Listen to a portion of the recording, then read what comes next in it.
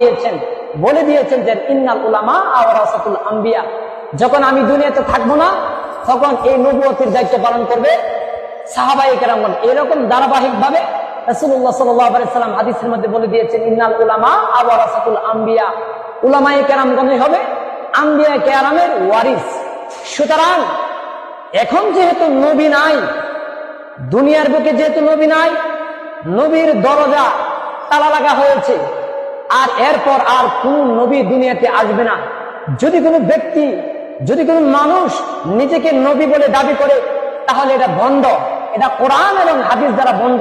সুতরাং নবী আসার যে পদ্ধতি, যে সিস্টেম, যে নিয়ম, এই নিয়মটা বর্তমানে বন্ধ আছে। সুতরাং পৃথিবীতে আর কোনো নবী আসবে না।